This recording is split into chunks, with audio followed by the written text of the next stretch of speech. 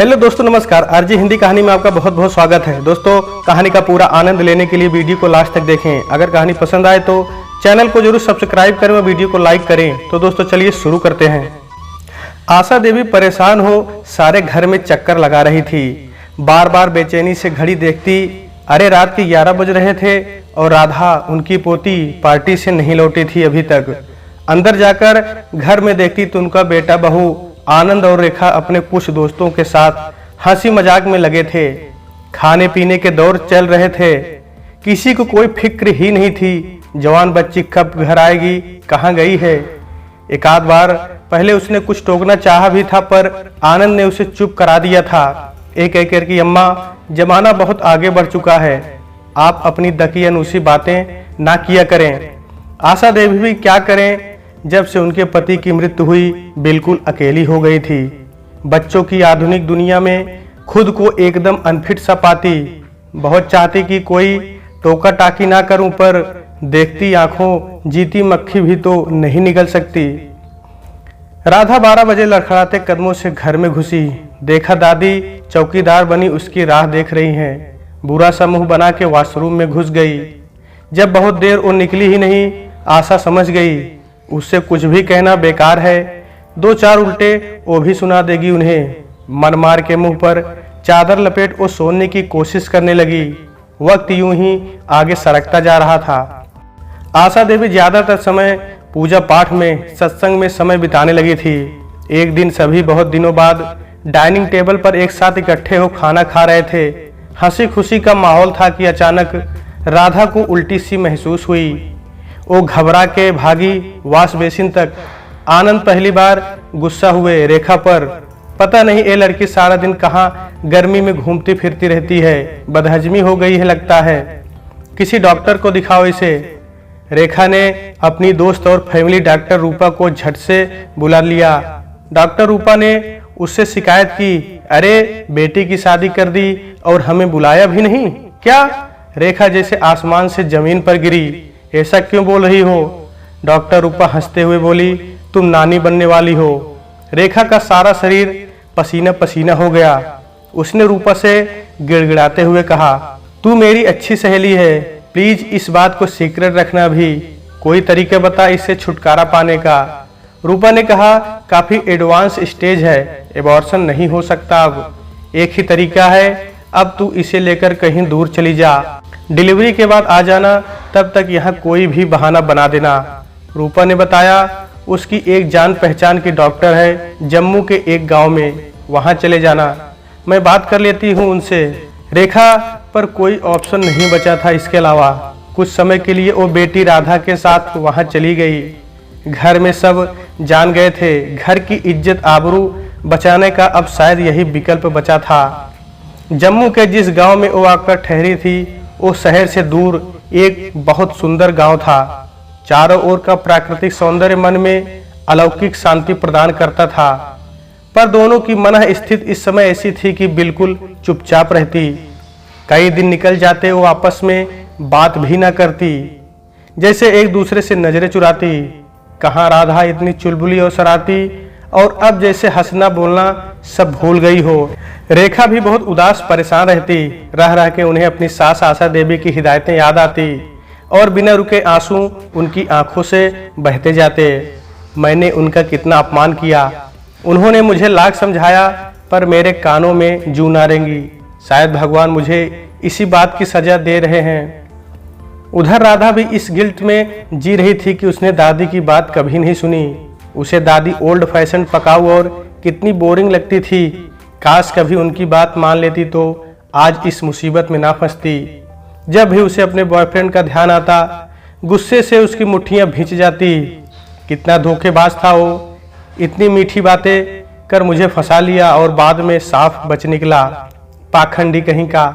काश माँ ने कभी मुझे समझाया होता कि जवान होती लड़की को क्या सावधानियां रखनी चाहिए, किनसे मिलना या नहीं मिलना है। कभी भी मुझे रोकती तो आज ये दिन ना देखती। उसे अपनी माँ से नफरत सी होने लगी थी। ऐसे ही करते करते कुछ माह निकल गए और एक दिन उसे लेबर पेन शुरू हो गए।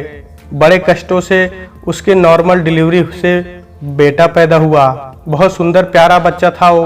और एक खास बात, उसके सीधे हाथ में 6 उंगली थी जो उसे सबसे अलग ही करती थी। नजर भर के देख भी ना पाई थी कि उसकी माँ बच्चे को लेकर वहीं किसी मंदिर की सीढ़ी पर रखाई थी, उसे बिल्कुल मुंह अंधेरे में।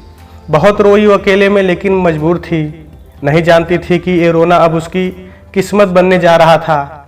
अपना दिल का टुकड़ा अनजान जगह छोड़ते हुए उसका दिल फटा जा रहा था, पर वो लाचार थी। ये कभी कभी हम जिंदगी में इतने मजबूर कैसे हो जाते हैं। कल तक की मस्त बिंदास लड़की रातों रात जैसी बड़ी बूढ़ी हो गई थी। उदास सी, खोई खोई सी, हर वक्त अपने ख्यालों में गुम रहती है वो। यूं तो उसने अपनी पढ़ाई फिर शुरू कर दी थी, पर उदासी और उसका साथ अब चोली दामन का सा हो चुका था। ग्रेजुएशन पहले ही कर चुकी थी, अब बीएड कर रही थी। उसके पिता उसकी मां पर जोर डालते कि अब इसकी शादी जल्दी करवा देते हैं, सब भूल भाल के अपनी गृहस्थी में रम जाएगी। अच्छा लड़का मिलता भी कहाँ है जल्दी। फिर जल्द ही एक सुयोग्य लड़के के मिलते राधा के हाथ पीले कर दिए गए। वो लगभग बिना विरोध किए एक कठपुतली सी बन के रह गई थी। ससुराल में बहुत बड़ा संयुक्त परिवार था। वहाँ आनंद और रेखा जी ने दिल खोलकर पैसा लगाया था। कुछ तो था भी, पर उन पर और कुछ इस बात से कि इस पैसे की चकाचौंध में वो लोग उनकी बेटी को कुछ न कह सकें। अगर कभी कुछ जान भी ले तो राधा हर समय डरी सहमी सी रहती और सब समझते कि लड़की बड़ी शालीन संस्कारी है। पैसे का घमंड तो बिल्कुल छू के भी नहीं गया उसे। राधा की शादी को काफी समय हो चला था, पर वो सामान्य न हो पाती। उसके मन में हर पल अपने किए गलत काम का एहसास रहता और वो डरी डरी सी रहती। उसकी जेठानियां ननद देवर उससे मजाक करते, हंसी ठिठोली करती, पर वो फीकी सी मुस्कुराहट से ही उनसे बात करती। एक दिन उसकी जेठानी ने उसके पति को घेर लिया। क्यों देवर जी, हमारी देवरानी को कहीं घुमाने नहीं ले जाते आप? देखिए कितनी बोर होती रहती हैं। वो सुनील उसके पति हंसते हुए बोले, अरे आप ही समझाओ अपनी देवरानी को, ये जहाँ हुक्म करेंगी बंदा जाने को तैयार है। आप शायद हनीमून पर भी तो नहीं गए हैं अभी तक। चलिए इस बार पहले जम्मू वैष्णो माँ के दर्शन करने जाइए, फिर श्रीनगर। उनकी भाभी ने कहा। जम्मू का नाम सुनते ही राधा डर से पीली पड़ गई। नहीं, मुझे कहीं नहीं जाना, वो बौखलाई सी बोल पड़ी। उसका इस तरह रिएक्ट करना बड़ा एक्वार्ड था सबके लिए, पर बात आई गई हो गई। राधा अब ज्यादा असहज रहने लगी थी। कभी कभी सुनील को शक होता उस पर कि ये मुझसे शादी तो करना चाहती थी या इस पर दबाव डाला गया था। एक दिन सीधे उन्होंने राधा से ही पूछ लिया, सच बताओ राधा, तुम किसी और को चाहती थी ना? राधा घबरा गई। नहीं, आप ऐसा क्यों कह रहे हैं? मुझसे कोई गलती हुई है? नहीं, तुम खुश नहीं लगती हो ना, इसलिए बस। वो भी कुछ गंभीर स्वर में बोले। राधा जबरदस्ती मुस्कुराने का प्रयास करने लगी। गलत कहाँ कह रहे थे वो? अपना स्वाभाविक व्यवहार कहाँ कर पा रही थी वो? अब तो राधा की सास को भी उससे शिकायतें होने लगी थी। कब दादी बनाओगी हमें? शुरू में पूछे गए ये प्रश्न हंसी मजाक से कब के तानों में बदल चुके थे। सुनील और राधा के सारे टेस्ट नॉर्मल थे, पर भगवान राधा की गोद नहीं भरते। धीरे धीरे घर में लेडीज ने कानाफूसी शुरू कर दी। बांझ है ये तो। उसके कानों में नस्तर बन चुभते ये शब्द। मन करता चीख चीख कर सबको बता दूं मेरे इतना प्यारा बच्चा हुआ था, पर बेबसी में सिर्फ आंसू घोट के रह जाती। उसे भगवान का न्याय समझना आता। जब कुछ पता भी ना था तो कुंवारी कन्या को मां बना दिया। अब एक बच्चे को तरस रही हूँ और मेरी झोली खाली है। वाह रे विधाता, तेरे खेल निराले। सुनील पर उसके माँ बाप एक बच्चे के लिए लगातार दबाव बना रहे थे। उधर राधा की उदासीनता उसे परेशान किए हुए थी। ऐसे में उसकी माँ ने एक दिन उसे कहा, क्यों ना हम इसे तलाक दे दें और दूसरी लड़की से तेरी शादी कर दें। सुनील अवाक रह गया। नहीं माँ, ऐसा कैसे कर सकते हैं? क्यों? कह देंगे चरित्रहीन है लड़की, किसी से चक्कर चल रहा है। अब क्या इसके लिए तू बे औलाद रहेगा जिंदगी भर? माँ ने तलखी से कहा। सुनील निरुत्तर हो गया। उसके अपने मन में भी राधा के लिए चल रहे संदेह जैसे गहरा उठे। राधा ने ये सब सुना तो पत्थर की बन गई। अब यही सुनना बाकी रह गया था बस। वो न रोई न गिड़गिड़ाई, चुपचाप जहां कहा साइन कर दिए। 1 साल की सामान्य प्रक्रिया से उन दोनों का तलाक हो गया। राधा बहुत ज्यादा दुखी नहीं हुई। डर डर के जीने से अच्छा है आजाद रहे। वैसे भी वो जिंदा लाश ही थी। जिंदगी के सारे रंग उस घटना के बाद जैसे जुदा हो गए थे। घर में भी उसके माँ बाप बूढ़े हो गए थे। उन्होंने उसे उसके हाल पर छोड़ दिया था और वो फिर से अपनी पढ़ाई पर ध्यान देने लगी। कहीं जॉब कर लूंगी और माँ पापा पर बोझ ना बनूंगी, ये सोच वो मन ही मन योजनाएं बनाती रहती। राधा ने कई जगह जॉब के लिए अप्लाई कर रखा था। छोटे बच्चों को ट्यूशन तो वो पढ़ाने ही लगी थी अपने घर में ही। सारा दिन पढ़ने पढ़ाने में व्यस्त रहती। बच्चों की संगति उसे बहुत अच्छी लगती थी। उनकी मीठी मीठी बातें उसके दिल का दर्द हर लेती और जब वो उनके बीच होती बिल्कुल बच्चा ही बन जाती। कभी कभी खिलखिला के हंसती भी थी वो। उसे खुद आश्चर्य होता कि क्या ये वो खुद ही है। जब से वो हादसा हुआ था शायद पहली बार वो इतना खुश रहने लगी थी। कभी अकेले में उसे अपने बच्चे की याद अब भी आती थी, पर वो अपने चारों ओर घिरे हुए बच्चों में उसका काल्पनिक चेहरा बुन लेती और अपनी सारी ममता उन बच्चों पर उड़ेल देती। बच्चों की वो बहुत चहेती बन गई थी। उनके पेरेंट्स शुरू में तो खुश होते थे, ये अच्छी टीचर है जो इतना वक्त देती है, पर जब बच्चे उसके पास से लौट के ही ना आना चाहते तो वो शक करते कि ये मैडम कोई जादू तो नहीं करती हमारे बच्चों पर। जादू ही तो करती थी वो सब पर, अपने प्यार का, बेपनाह मोहब्बत का और दुलार संग पढ़ाई का।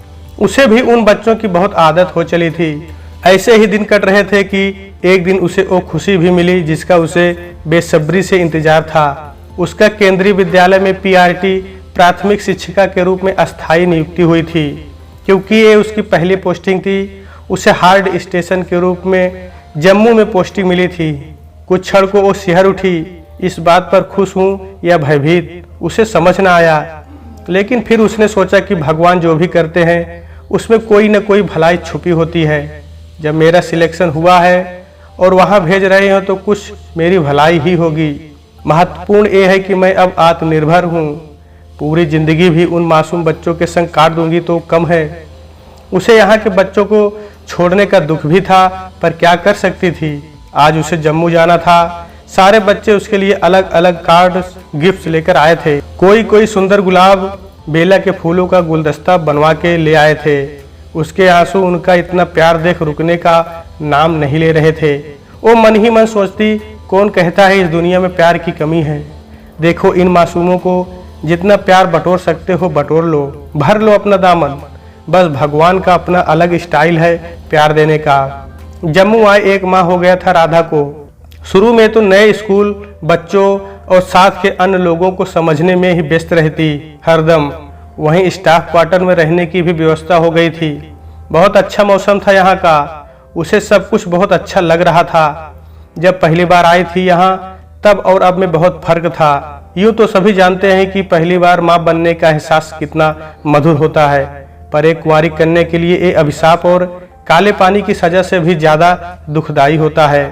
वो पल पल मर मर के जीने को मजबूर होती है। कभी कभी राधा के मन में अजीबोगरीब से सवाल उठ खड़े होते। क्या उसका बच्चा बच गया होगा? क्या अगर ऐसा है तो वो भी यही हो सकता है? अगर वो यही है तो क्या कभी उससे मिल सकेगी? वो प्रश्नों के झंझावत में मन डोलने लगता और वो बेचैनियों के भंवर में डूबती उतरती रहती। कई बार मन छोटे बच्चे सा मचल जाता उसका, अपने बेटे को एक झलक देखने को।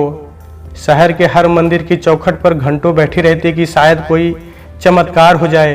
किसी से पूछे भी तो क्या पूछे, आज से कोई 25-30 साल पुरानी बात हो गई थी। अब कभी कभी छोटे बच्चों में अपने बेटे की एक ख्याली तस्वीर बुनती, फिर सहसा चौंक जाती कि वो तो जवान युवक होगा। अब हो सकता है शादीशुदा हो, बाल बच्चों वाला भी हो। यहाँ जम्मू में भी वो छोटे आसपास के बच्चों को घर में ट्यूशन पढ़ाने लगी थी। इस बहाने उसका वक्त भी गुजर जाता और फिर बच्चों के संग होते हुए उसे अच्छा भी बहुत लगता था। यहाँ सब उसका बहुत सम्मान करते। छोटी उम्र की लड़कियाँ उससे सिलाई बुनाई भी सीख लेती। उसकी एक अच्छी आदत थी कि वो उसे जो भी कुछ आता था किसी दूसरे को सिखाने को हर पल तैयार रहती। इसी तरह उसके दिन मजे में कट रहे थे। बस एक ही मलाल रहता मन में कि कभी वो अपने बेटे को मिल पाएगी इस जन्म में या नहीं। राधा को छोटे बच्चों का साथ बहुत भाता था, इसलिए वो जानबूझकर पहली दूसरी कक्षा ही अपने पास रखना चाहती। कितनी ही बार उसका प्रमोशन आया पर वो ना तो बच्चों को और ना ही जम्मू को छोड़ना चाहती थी। उसका लंबा अनुभव, बच्चों के संग इतना अच्छा व्यवहार देख कोई भी इस बात पर ऑब्जेक्शन नहीं कर पाता था। कई बार उसे बेस्ट टीचर अवार्ड से भी नवाजा गया था। उसके लिए तो इन प्यारे बच्चों के साथ से बढ़कर कोई अवार्ड नहीं था। उस दिन बहुत बारिश हो रही थी। बच्चे अब स्कूल आ चुके थे तो रेनी डे भी कैसे घोषित होता। अब तो उन्हें जैसे तैसे संभालना ही था। क्लासेस में राधा सेकंड स्टैंडर्ड की क्लास टीचर थी और वहीं उसकी क्लास चल रही थी। उसकी क्लास के लगभग सारे बच्चे उसे टीचर कम अपनी मम्मी या दादी जैसा ही समझते। कई बार वो उसे भूल से अम्मा ही बुला जाते। फिर वो भी तो उन्हें रोज रोज अच्छी कहानियाँ सुनाती, पोएम्स सिखाती। कोर्स का तो वो सब यूं ही जल्दी खत्म कर लेते जिससे इन सब के लिए खूब वक्त मिले। आज भी बारिश के माहौल में सब कविता पाठ कर रहे थे। उस क्लास में एक बच्चा था सूरज, जो सबसे खास और प्यारा लगता था उसे। पता नहीं क्या कशिश थी उन नन्ही जान में, उसे गोद में उठाते ही उसे कुछ होने लगता था। ऐसा महसूस होता जैसे उसकी छाती में कोई तरल पदार्थ सा तैर जाता। इस उम्र में भी वो भी तो उस पर ऐसे अधिकार जमाता जैसे कोई घर का ही बच्चा हो। वो उसे जितना खुद से दूर रखना चाहती, मन उतना उसके पास भटकता। उसे लगता शायद कोई पिछले जन्म का नाता होगा इस बच्चे से मेरा। फिर भी अगली पीटीएम परसों को ही थी। उसने सब बच्चों की डायरी में लिख दिया कि इस बार सब अपने मम्मी पापा दोनों के साथ आएंगे। उसे मन में कोई जिज्ञासा सी थी सूरज के पेरेंट्स से मिलने की। आज वो बहुत व्यस्त थी, सारे पेरेंट्स से घिरी बैठी थी। वो सब अपने बच्चों की बातें जान रहे थे कि और राधा से तरह तरह के टिप्स भी ले रहे थे। एक बच्चे की माँ बोली, आप इन्हें कैसे समझाती हो कि एकदम मान जाते हैं। जब से आपने फास्ट फूड खाने को मना किया है, अब एक घर का खाना खाने लगा है। दूसरी कहने लगी, टीचर जी हमारा बच्चा घर में मोबाइल नहीं छोड़ता, क्या करें पता नहीं। ये बच्चे सुनते ही नहीं। दोनों माता पिता बहुत दुखी थे। राधा बोली, अगर इस छोटी उम्र में ये आपकी नहीं सुन रहे तो फिर किस उम्र में ये आपकी सुनेंगे, सोच के बताइए। अरे बच्चे तो गीली मिट्टी समान होते हैं, जिस आकार में चाहे ढाल ले आप। फिर अगर मोबाइल छुड़ाना है उनका तो अपना मोबाइल पहले छोड़िए। इन बच्चों को कुछ भी सीखना सिखाना नहीं होता, ये आपका अनुकरण भर करते हैं। सूरज की मम्मी अकेली ही आ पाई थी। उन्होंने बताया कि उनके पति डॉक्टर रूप बहुत व्यस्त थे और माफी मांग रहे थे ना आ पाने की। जल्दी ही वो आपसे मिलेंगे। हमारा बच्चा सारे दिन सिर्फ और सिर्फ आपकी बातें करता है, जिससे इसके पापा की उत्सुकता बहुत बढ़ गई है आपसे मिलने की। राधा यूं ही मुस्कुराती रही और सबके जवाब देती रही। जिंदगी में कब क्या मोड़ आ जाए कोई कह नहीं सकता। हम सालों किसी चीज का, व्यक्ति का बड़ी बेसब्री से इंतजार करते हैं। हो सकता है वो हमारे आसपास ही हो, तब भी हम पहचान नहीं पाते। आज 2 दिन से वो बुखार से पीड़ित थी, शायद वायरल था। बहुत कमजोरी महसूस कर रही थी, इसलिए स्कूल से लीव पर थी। ऐसे नाजुक समय में आदमी को परिवार की बहुत ज़रूरत होती है। कहने को सब अपने ही थे, पर आजकल बिना बताए आसानी से किसे पता चलता है कि पड़ोस में क्या चल रहा है। उसे भी लगा था मामूली बुखार, एक आध दिन में ठीक हो जाऊंगी, क्यों किसी को परेशान करूं। बीमारी की हालत में उल्टे सीधे विचार मन को परेशान करते ही हैं। वही हाल राधा का हो रहा था। क्या वाकई में मेरी युवावस्था में की हुई भूल एक गलती मात्र थी, या फिर वो कोई गुनाह था जिसकी माफी मुझे इस जन्म में नहीं मिलेगी। आज वो खुद ही वकील और जज बनी हुई थी। एक और वो सोचती इस उम्र में अक्सर ऐसी गलती हो जाती है, पर उसकी इतनी बड़ी सजा, क्या ये न्यायोचित है? गलती, इसे गलती कहते हो? किसी मासूम को जब पालना ना हो तो पैदा कर किसके हवाले छोड़ा था? दूसरी तरफ से आवाज आती है, मैं मजबूर थी, खुद निर्णय नहीं कर सकती थी, मेरे घर वालों के निर्णय ही मान्य था। तब घर वालों को ना घसीटो, बीच में अपने कर्मों का फल हमें खुद ही भुगतना पड़ता है। अभी ये अदालत ना जाने कितनी देर चलती। वो तो तभी किसी ने दरवाजा खटखटाया। उसने कमजोर स्वर में कहा, कौन है? अंदर आ जाओ। उसके सामने एक लंबा गौरवर्ण बहुत खूबसूरत व्यक्ति खड़ा था। वो मंत्रमुग्ध सी उसे देखने लगी। अभी कुछ समझ पाती कि वो कौन है, इतने में सूरज दौड़ते हुए आकर उससे लिपट गया। ओह, तो आप सूरज के पापा डॉक्टर रूप हैं? वो सामान्य हुई। वो उठना चाह रही थी, पर उसने उन्हें लेटे रहने को कहा। बहुत दिनों से ख्वाहिश थी आपसे मिलने की। सूरज आपसे बहुत अटैच्ड है। 2 दिन से आप स्कूल ना आई तो ये मुझे आज यहाँ ले आया। उसने प्यार से सूरज को निहारा। वो खुद भी सभी बच्चों को बहुत मिस कर रही थी। आप क्या मेडिसिन ले रही हैं? लाइए मैं आपको चेक कर लेता हूँ, कहकर वो उनके पास आया। अरे आपको तो बहुत तेज बुखार है। वो बोला, लाइए अपना हाथ दीजिए, मैं आपकी नब्ज देखता हूँ। राधा ने जैसे ही उसके हाथ से अपना हाथ देना चाहा, उन्हें बहुत तगड़ा झटका सा लगा। क्या? सीधे हाथ में 6 उंगली, बिल्कुल उसी तरह जैसे। क्या हुआ टीचर जी, आप क्या देखने लगी? ओह शायद मेरी उंगली। ओ हंसा, लोग बताते हैं जन्म से ही है ऐसी।